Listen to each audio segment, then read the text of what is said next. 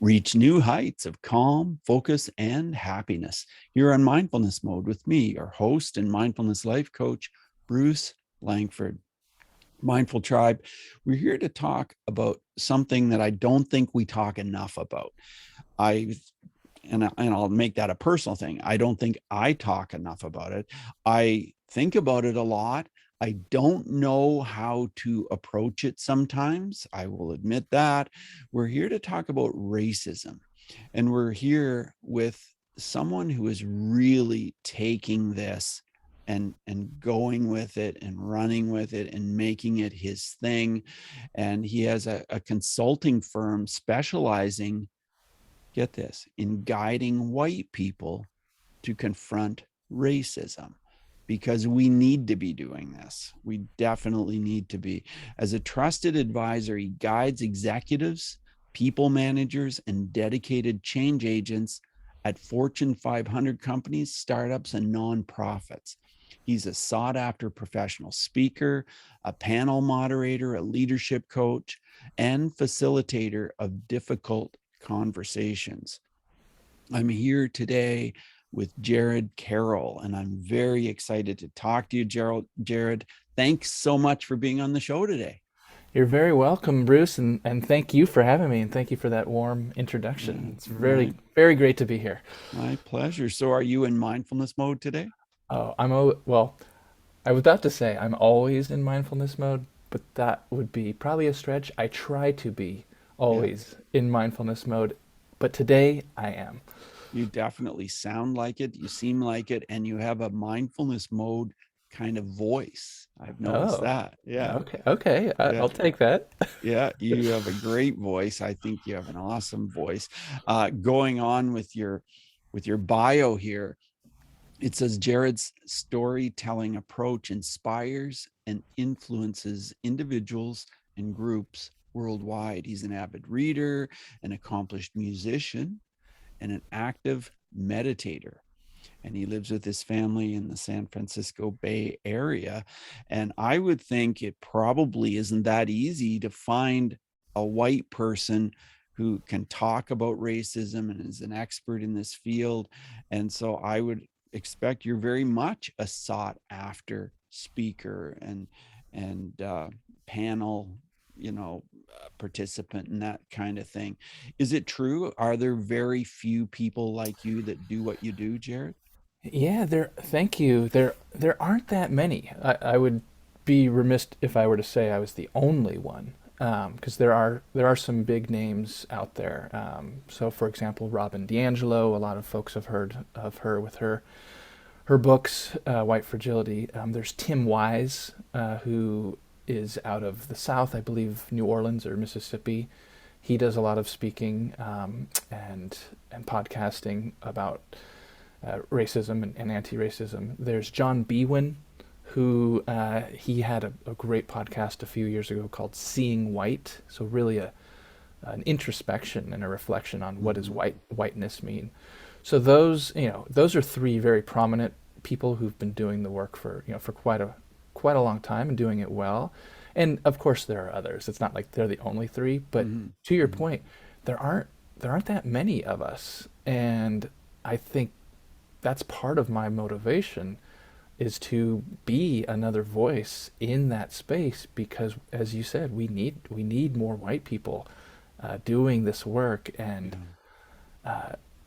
sitting with those uncomfortable conversations, exploring their stories, exploring how they or how we some often unwittingly are perpetuating systemic racism, white supremacy. So I've stepped in because I do feel comfortable. I haven't always felt comfortable, Mm-hmm.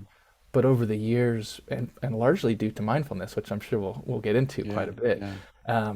gotten to a place where, yeah, not only do I feel comfortable, but I feel I'm in a place where I can help other, especially white folks, get to a place where they feel comfortable, and we can actually have the conversations that will lead to action and change.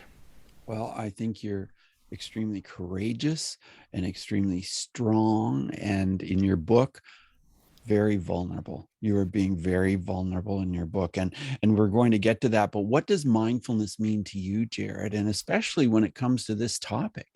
Yeah. Gosh, it means so many things, Bruce, but I'd say if I were just to capture it in kind of one phrase, mindfulness to me, in everything, but it's particularly when we're talking about racism, means staying present, Mhm.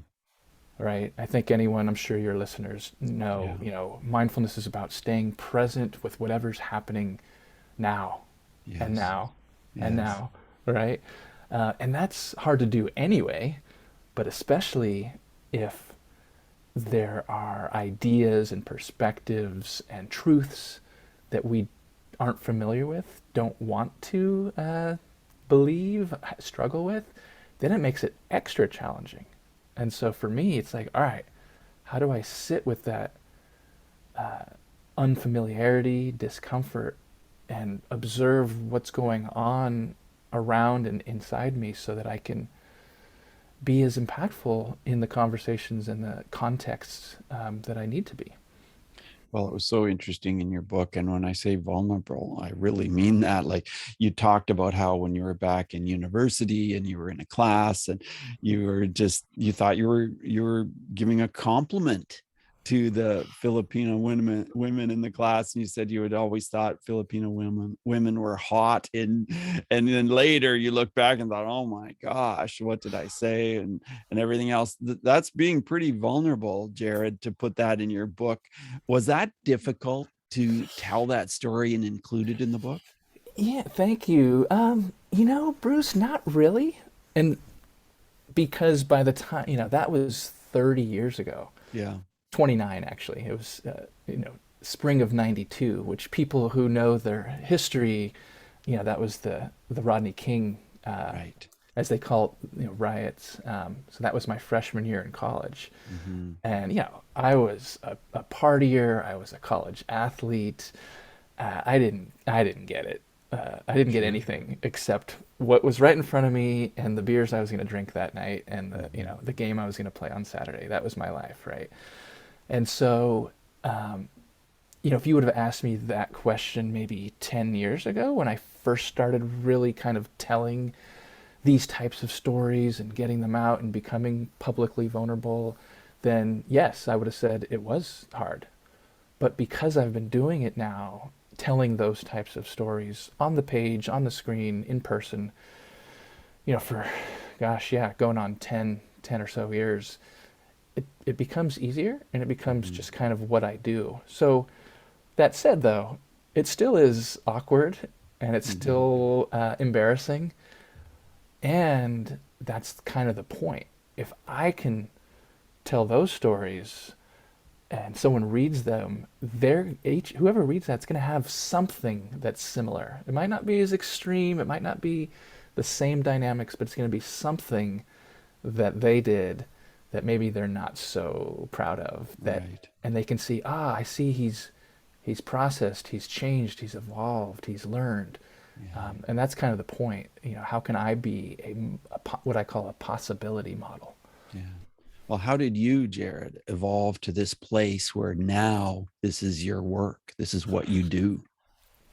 Yeah, gosh, do we have a six months or so to chat? Yeah. um, and I talk about this in the book. My father was a big part of my story. Even though he was a white man, he was a gay man. He died of AIDS in 2000, and that's not a Hmm. spoiler alert. I share that pretty early on in the book. Um, and when that happened, I was 27, so people Hmm. can do the math if they want to figure out how old I am.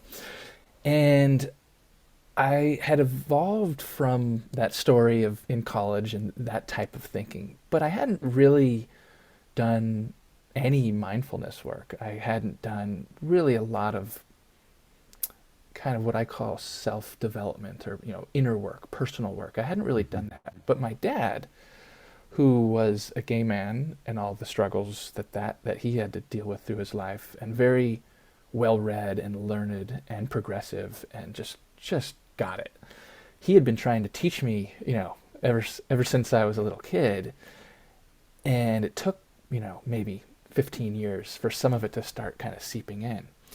And so when he died, I was 27. I was living in San Diego at the time. I was surfing. I was parking cars at a hotel. That was my job. I was a valet. I lived right on the beach. It was a pretty good life, I have to Hmm. say. But I wasn't really, I wasn't seeing full humanity. My Hmm. world was very homogenous. It was very white. It was very straight. It was very limited in the activities and people who I hung out with. Uh, and when my dad died, it was almost like, oh, here's what he's been talking about. You got to Hmm. go and evolve who you are. And so I decided, I don't want to be that guy anymore. I don't want to be the guy who doesn't know, who isn't interested, who doesn't care, who dismisses, who is in this kind of tunnel vision. And so I moved up to San Francisco, started teaching, um, eventually got into a job where I taught a social justice curriculum, which there's a whole mindfulness part of that too, which we can explore. Right. And, the rest, as they say, is history. I mean, there are a lot more details, but I'd say the last 6, 7 years, I've really been focusing on what I'm doing now on my own business and consulting and really narrowing in on, working with white people through my own journey because I see myself in many of the people who I work with or who I would like to be working with. Hmm. Yeah. Yeah, interesting. So, what is one of the most difficult ideas to get across to your audience if you're talking to white people about racism? What is it that they just don't seem to get? Yeah. It's this idea that white supremacy and whiteness, and I'm putting in quotes because it's not because it's not a thing, but because people don't understand that whiteness is this kind of pervasive norm and uh, this dominating presence that's existed really since whiteness was even invented by Portuguese slave traders back in the 1400s. Mm. So I think to answer your question, the most difficult part is when I or anyone talks about white supremacy, white privilege, any of these concepts, people take it personally. They take it individually and they say, wait a second, I'm not a racist.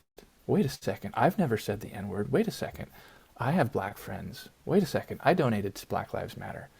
And they take all these individual kind of criteria, if you will, and say, well, if I do all these good things, how can there be this white supremacy thing that you're talking about? How can I have white privilege? And that can be a difficult conversation for people to enter into because there's so much resistance, there's so much defensiveness. Mm. And so what I try and do, and actually this is where I bring mindfulness into it, is, whether, and there are different contexts, right? If I'm giving a talk or if I'm facilitating or if I'm doing one-on-one coaching, there are all kinds of different dynamics. Mhm. But generally is, tell me a little bit more about why you're feeling that way. What's coming up in you, why you feel the need to be defensive, right? So it's this combination of challenging, but also supporting that I think is a real important dynamic for me, and I would say for other people doing this work. Well, I feel like I can't avoid the fact that I'm white and I have white privilege. It's just the way it is, isn't it? Isn't that true? Yeah. I don't Well, I don't feel particularly good about it. I mean, it's just it is what it is. I want to embrace people from other cultures and I want to understand them and I want to uh I'd love if I could make things better, hmm but the fact is it's a really difficult thing. You have really embraced this, so you have way more understanding than I do about how to do that and how to go about it. yeah. Well, and I say this in the book. I have kind of four. You can call them pillars. I call them lenses through which Mhm. I kind of view the world. One is mindfulness, of course. Hmm. Storytelling is one. EQ, emotional intelligence, right? Yeah. And those three are the ones that kind of, okay, how do we go about in our conversations, in our workplaces, in our relationships?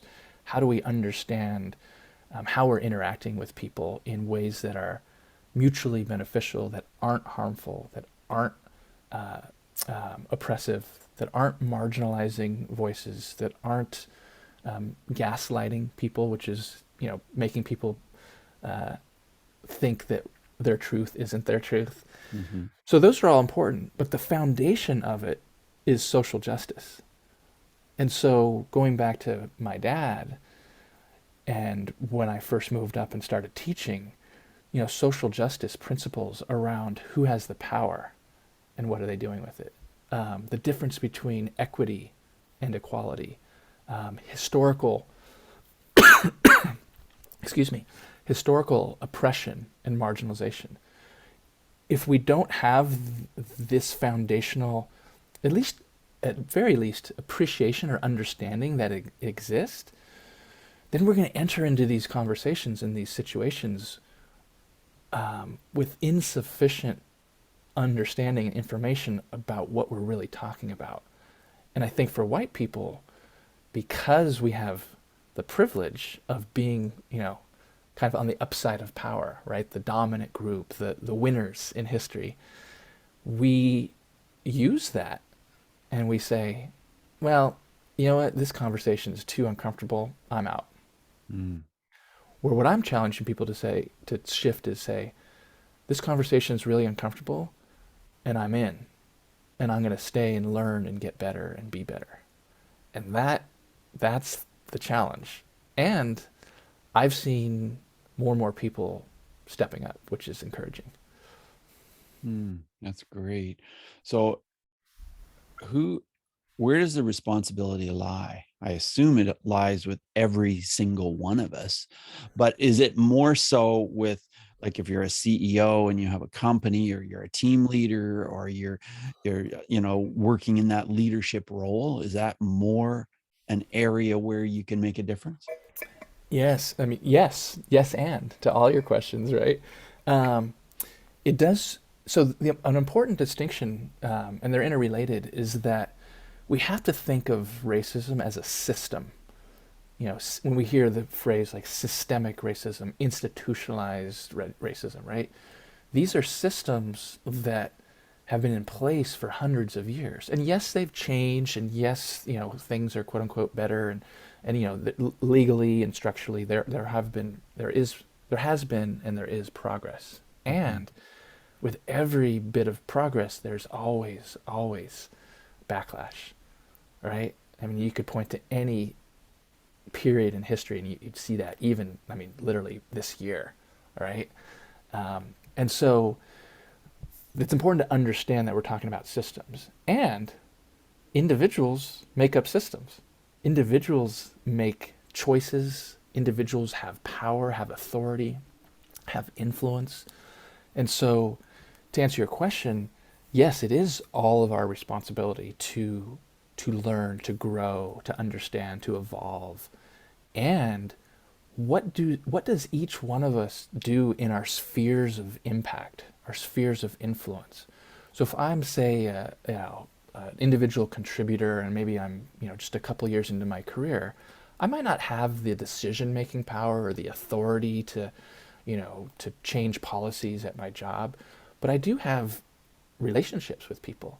I do have contact with people. I might have external clients that I work with, or customers. So I can be an advocate, be an accomplice, be a co-conspirator, be a change agent. And though, to your point, if I'm the CEO, if I'm a people manager and I have a lot more power, a lot more visibility, a lot more influence, then yes, I would argue you have more responsibility, and I would say more opportunity to make changes. And that's the challenge, is how do people like me who do this work with very senior people who may even be leaning into this a little bit, but they're busy, right? I mean, Yeah, if I'm the CEO of a company, I mean, I've got stuff to do. And definitely. so what I try and do is say, all right, what can we do foundationally to help you shift your mindset that's not going to be like, change tomorrow or next Hmm. week. Hmm. And while you're doing that, like we can't just like, okay, let's do a year program and wait till you're ready. Like no, because stuff's going on in that year. How do we both get the foundation but also get little action steps, little communications, little things that people in those positions can communicate and actually drive change and set the tone, the vibe, the mood, the expectations, right? So those are the challenges and the opportunities for working with more senior people. Wow. I'm really curious about this. Like to me, racism is about every nationality, every person on the planet. But do a lot of people see this as just black people, white people? Yeah, so and I want to be clear, I don't position myself as an expert on racism. I do position myself as someone who's done a lot of work and exploration and understanding and can talk about with fluency and confidence and competence these concepts. But I'm not a scholar. I'm not Hmm. an academic. Even the book is not a it's not a academic type book. It's more Right. of a kind of more of a memoir almost, right? Right. And some parts of it are almost like poetry, the way you've written it. Well, It's hey, beautiful to read. thank you very much, Yeah. and that was intentional. Yeah. Yeah. And so to answer your question, racism is about many things, but it's about power, Yeah. right? And so in most of the world, especially the United States, North America, Europe, white people, so-called white people, are in power. Yeah. We control government, we control politics, we control media, we control a lot of things. And yes, there are pockets of non-white controlled things. And yes, there are people like Oprah and LeBron James and very wealthy, successful black people. But ultimately, it's about power. And so until or unless that power is more evenly distributed, it's it's still going to be we're still going to live in a systemically racist society. And to answer your question, is it just about black and white? No, it's about all kinds of different people from different backgrounds and different ethnicities. I think, because of the history of anti-blackness or Hmm. anti-black racism, it's the most prominent and most obvious. And if we had a couple hours, we could go into all the different nuances Hmm. of prejudices and intergroup and whatnot.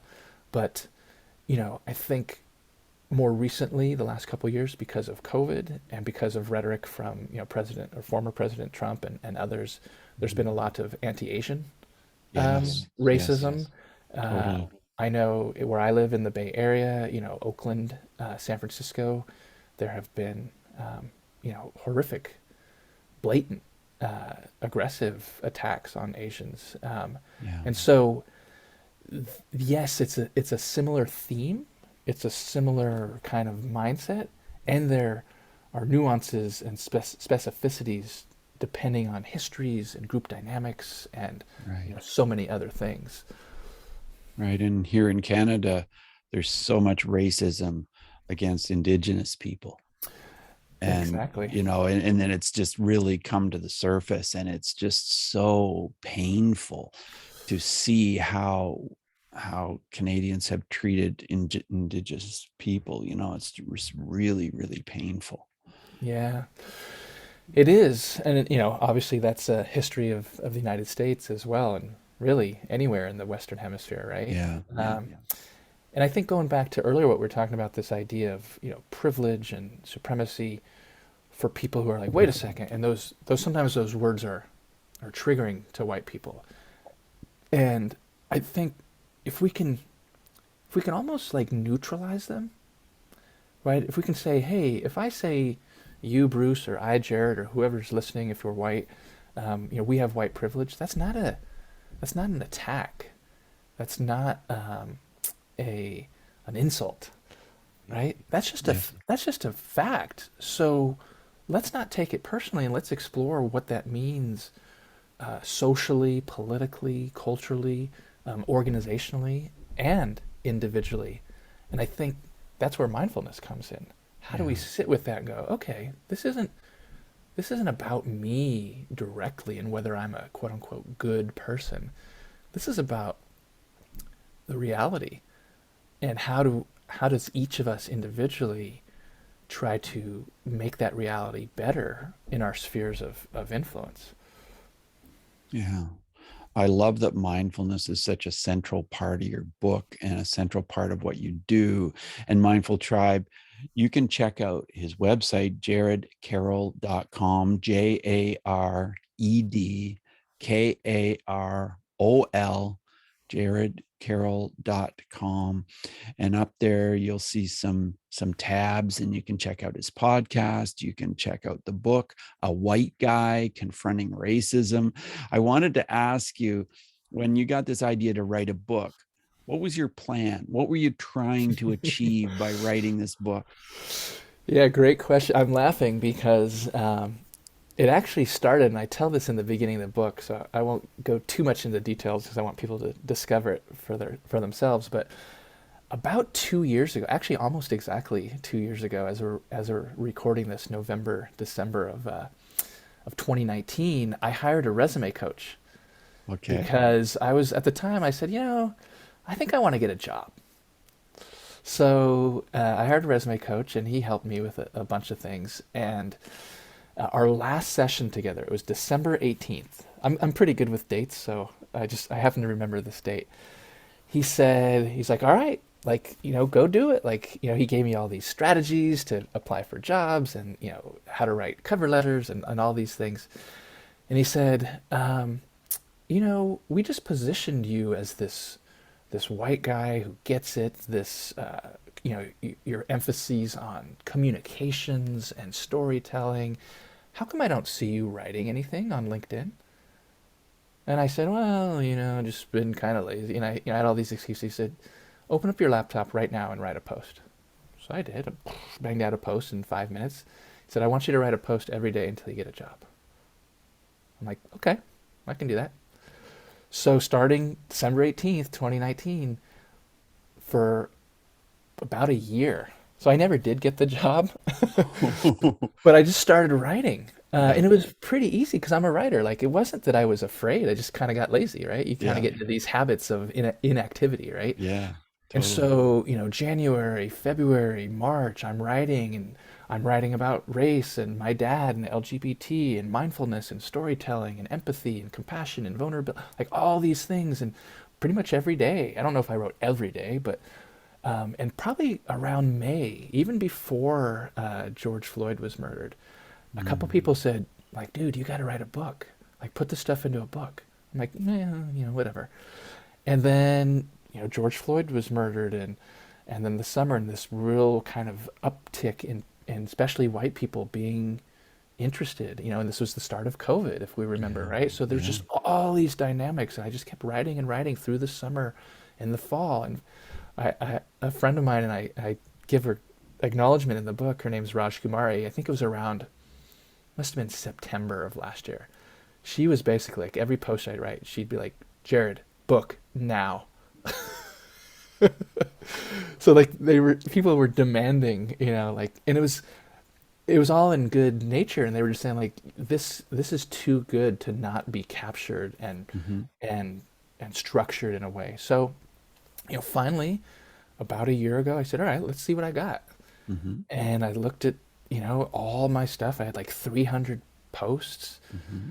and I call them vignettes, these little, as you Hmm. said, kind of little pieces of poetry almost. Yeah. I said, all right, what do I do with these? Oh my gosh, right? And so I started organizing by theme and tone, and it took several rounds of editing and sorting and organizing, and then I finally had like, okay, I've got these 10 sections, and then from there it was like, all right, that's like 90% of the book, and I wrote a kind of a longer narrative piece to introduce each one. I wrote an Mhm. introduction, and boom, there you go, There a you go. book. You have it. That's great.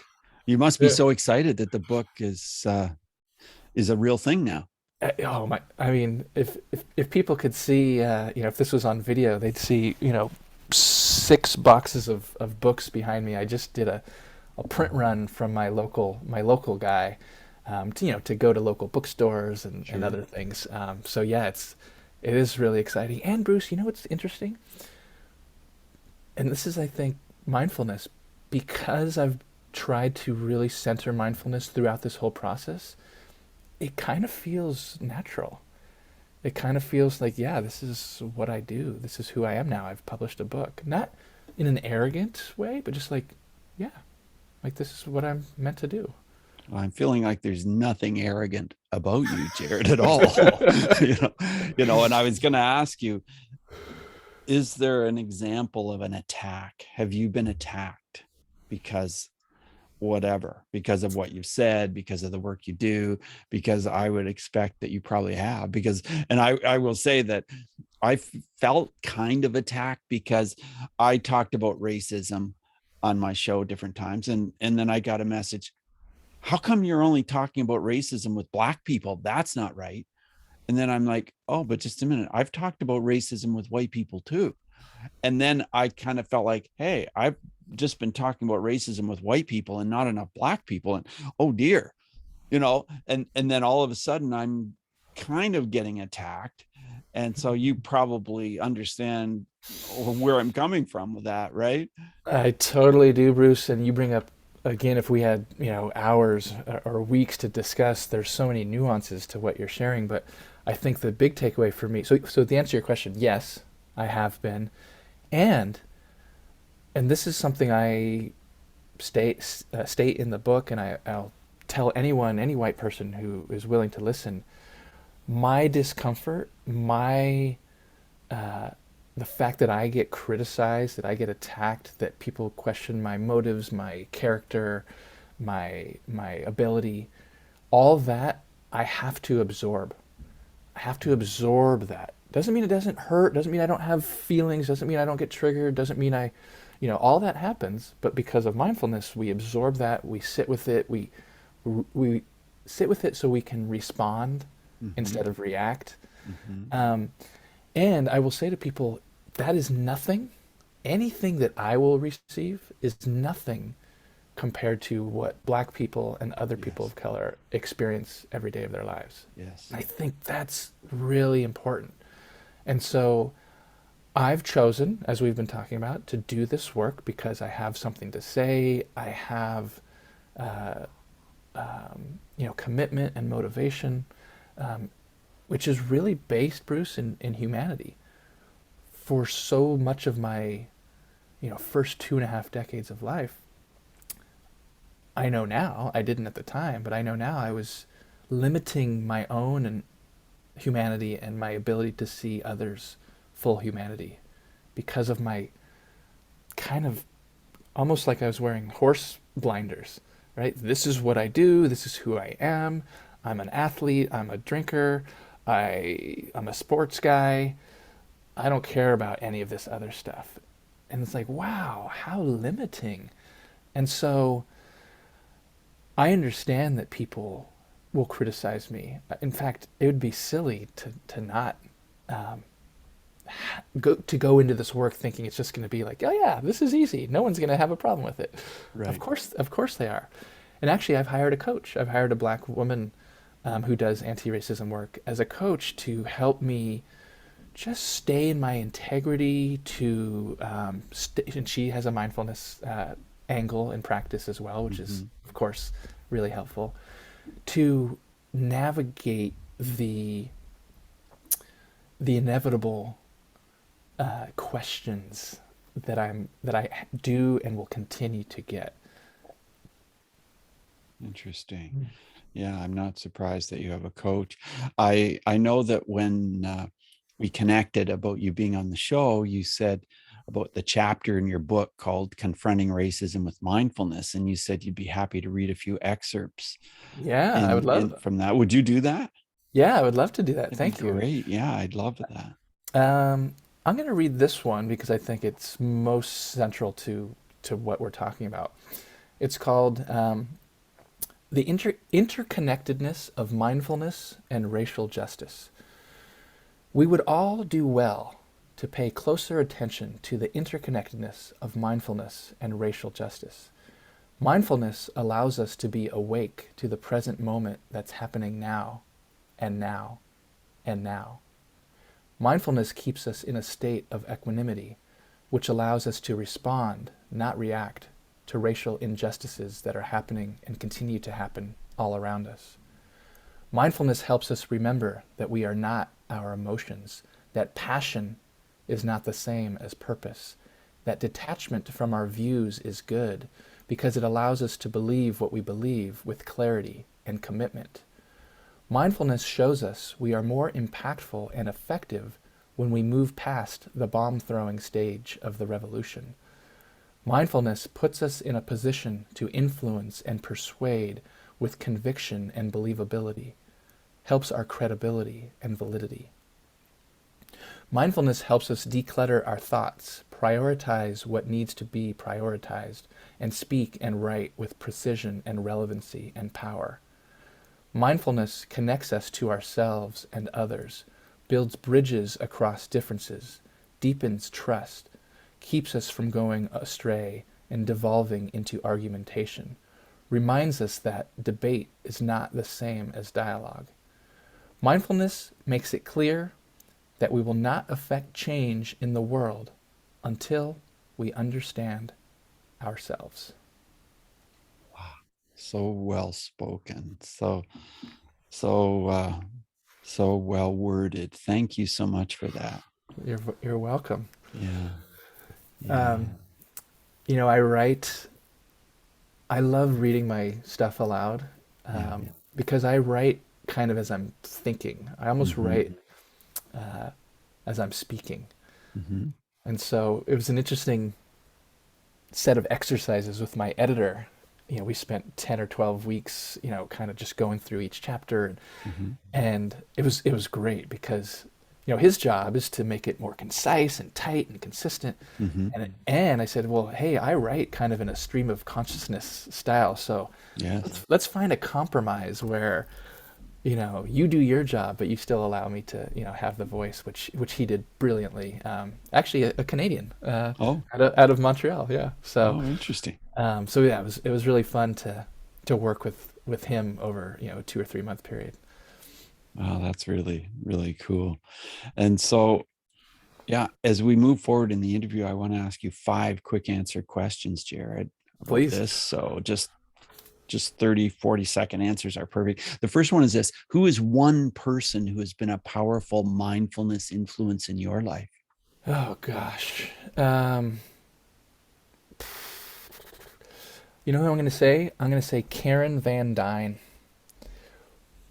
In 1999, when my dad had non-Hodgkin's lymphoma, which was the result of his HIV, which later turned out to, he died of AIDS, Mm-hmm. he started going to a meditation circle in San Francisco. And there was a woman, I was 26, and I went to a couple of sessions with him. It was a gay men's circle. Mm-hmm. And I went, and there was this woman, and she just held the space, and she led us in meditation.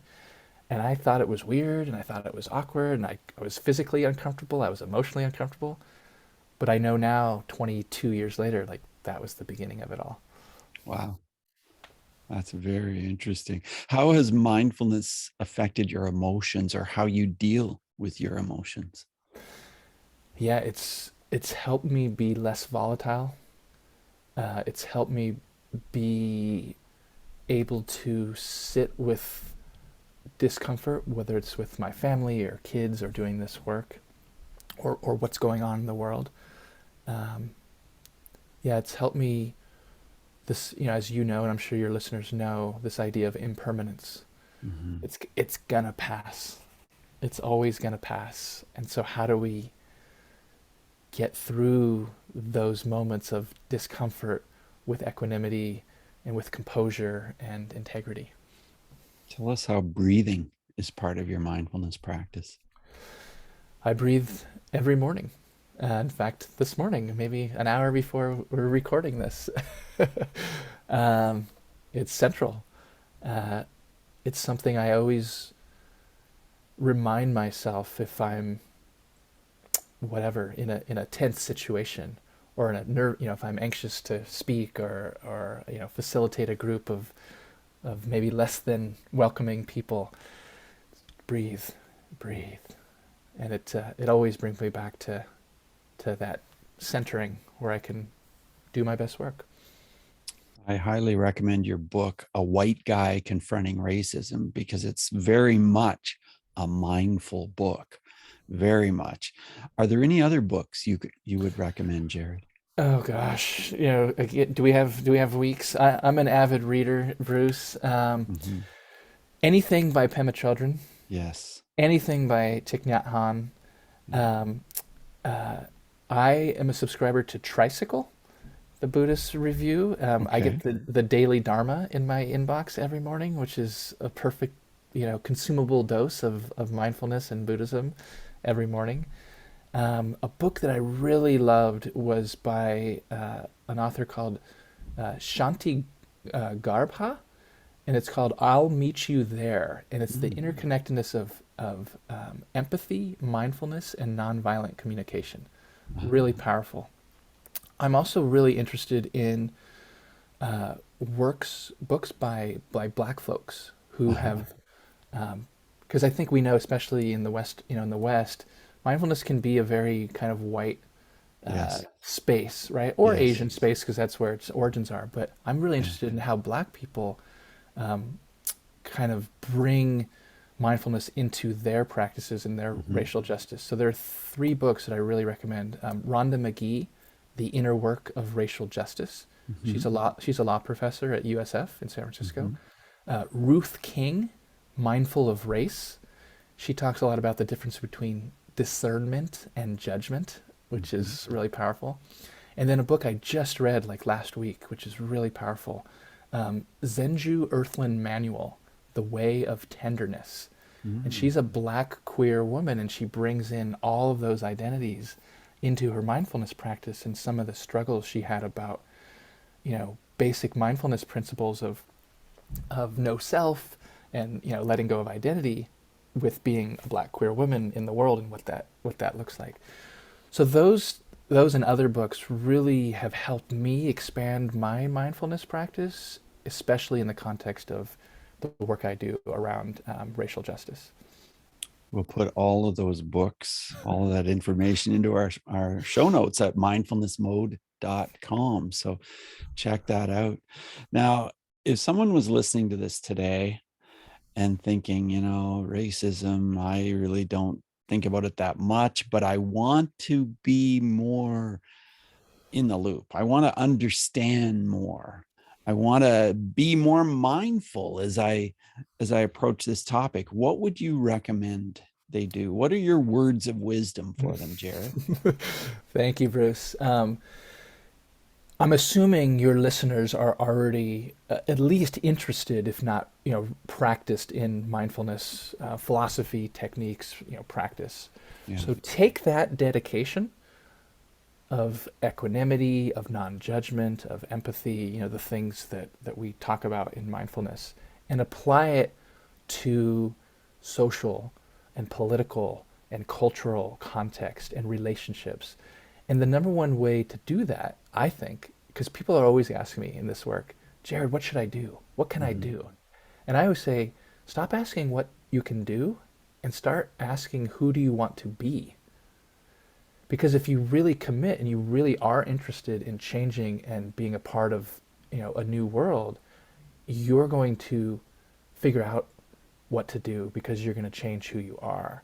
And so to do that, start, if you listen to podcasts, find podcasts about racism by Black people.